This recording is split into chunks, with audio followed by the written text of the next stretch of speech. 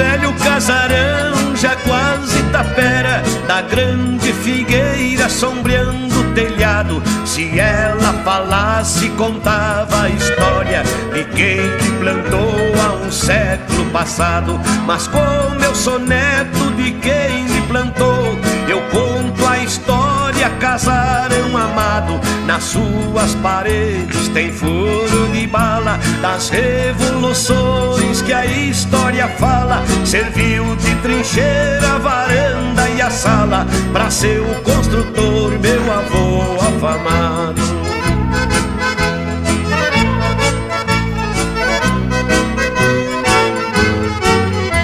Ali meu avô 12 filhos criou, sou filho de um que empunhou a bandeira. Meu avô morreu, ficou meu pai mandando na estância pela